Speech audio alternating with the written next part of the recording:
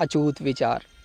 एक बार गौतम बुद्ध वैशाली नगर में धर्म प्रचार के लिए जा रहे थे। जब वे नगरी के बीचों बीच से गुजर रहे थे, तब उन्होंने देखा कि कुछ सैनिक एक लड़की का पीछा कर रहे हैं। तभी वह डरी हुई लड़की एक कुएं के पास जाकर खड़ी रह गई और वह आप रही थी और प्यासी भी थी।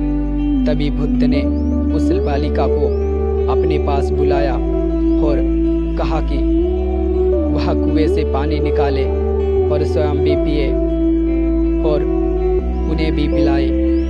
इतनी देर में वह सैनिक भी वहाँ पहुँच गए। बुद्ध ने उन्होंने हाथ के संकेत से रोकने के लिए कहा। बुद्ध की बात सुनकर लड़की ने कहा, महाराज, मैं एक अछूत लड़की हूँ और मेरे कुएं से पानी निकालने पर जल दूषित हो जाएगा। तभी बुद्ध ने उसने फिर कहा, बालिका, बहुत जोर की प्यास लगी है, पहले तुम पानी पिलाओ। तभी कुछ देर बाद वैशाली नगर के राजा भी आ गए। फिर उन्होंने बुद्ध को नमन किया। बाद में सोने के बर्तन में केवड़े और गुलाब का सुगंधित पानी पीने के लिए दिया, पर गौतम बुद्ध ने उसे पीने से मना कर दिया। बुद्ध ने एक बार फिर बालिका से अपनी बात दोहराई। इस बार बालिका ने साहस के साथ कुएं से पानी निकाला और स्वयं भी पिया और गौतम बुद्ध को भी दिया। और पानी पीने के बाद बुद्ध ने बालिका से उसके भय का कारण पूछा।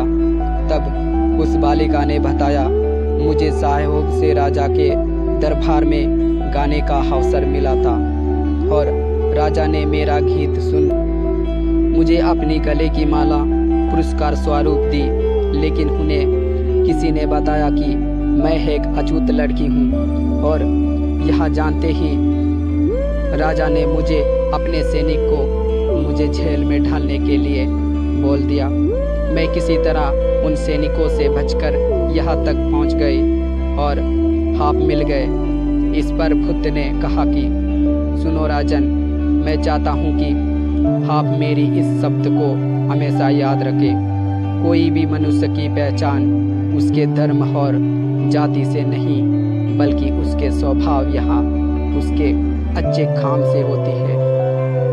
जिस बालिका के मधुर कंठ से निकले मधुर गीत का अपने आनंद उठाया, उसे पुरस्कार दिया, और जिसके कार्य इतने अच्छे हो वह अछूत हो ही नहीं सकती।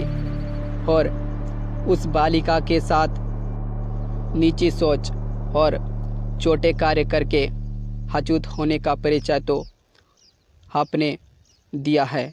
इसीलिए मेरे नज़रों में यह बालिका नहीं, बल्कि आप अछूत हैं।